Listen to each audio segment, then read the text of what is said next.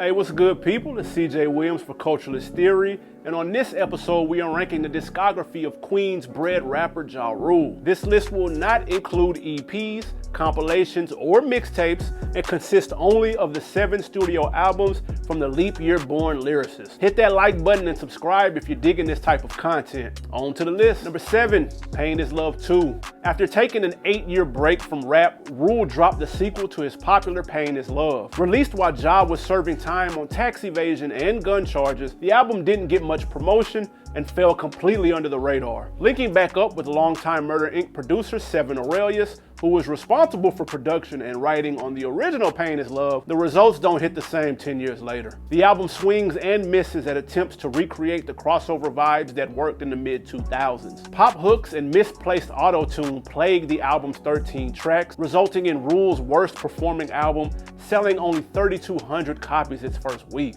Sheesh. Number 6, Last Temptation. In 2002, Ja.R.U.L.'s career was on 10. His first 3 albums reached top 3 status on Billboard. He had multiple Grammy nominations to his name, and his profile had expanded to Hollywood with his appearance in the Fast and Furious movie. So expectations were high, rightfully so, for his 4th album, The Last Temptation. Unfortunately, he dipped in the commercial lane a little too much on this album, resulting in a disappointing project. The album is super sample heavy with joints like Last Temptation, Mesmerized, Murder Me, and Murder Reigns, all featuring familiar old school records that are much better than these versions. With that being said, the album was commercially successful, hitting number 4 on Billboard, but was R.U.L.'s first real miss. However, we gotta admit, the Thug Lovin' record with Bobby Brown was low-key fire, and the Pledge remix with Nas and Ashanti was solid too. The album is notable for Nas seemingly announcing his signing to Murder Inc. on that record, although it only lasted a few months. Still not sure exactly what happened with that. Number 5, Blood in My Eye.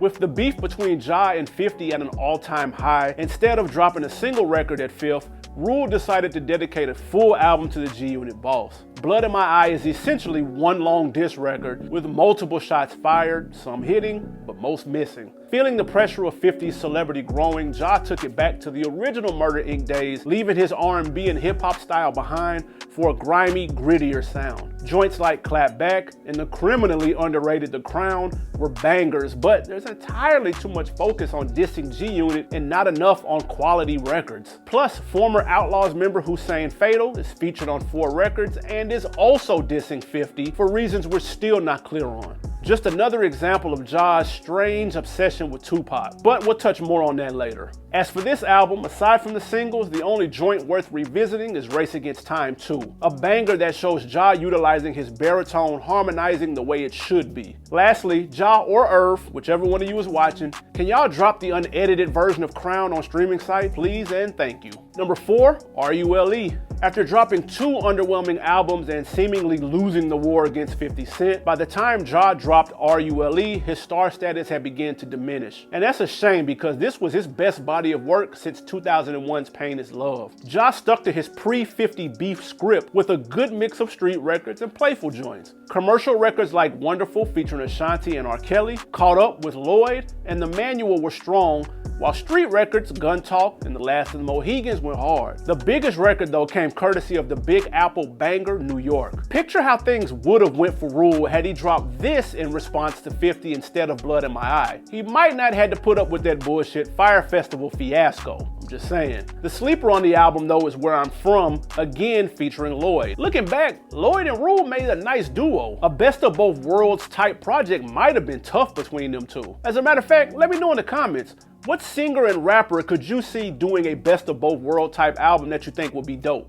Number 3, Venni, Vetti, Vecci. Back in the mid-90s, music exec R.U.L.E had an idea for a supergroup comprised of Jay-Z, DMX, and Ja.R.U.L.E called Murder Inc. While the group would collab on a few songs together dating all the way back to '95, they would never release an official project. The name Murder Inc. was then rebranded as a music label, and the first release would come via Ja.R.U.L.'s Venni, Vetti, Vecci. A title meaning I came, I saw, I conquered, the debut album was a strong effort, although many didn't see it at the time. Comparisons to DMX and Tupac were inevitable and swayed many critics to write R.U.L.E off as a clone of the legendary acts. But revisiting the album, there's a ton of heat on here. We Here Now, Suicide Freestyle, and Story to Tell were dope. The dark production was handled mostly by R.U.L.E, a style R.U.L.E would abandon for the most part on his follow-up albums that contained more harmonizing. Even the original Murder Inc. group reunited on It's Murder, and Jay is also featured on the banger Kill 'Em All. Now the album lacks the commercial appeal to his other projects, as Holla Holla was the only single, but still a strong,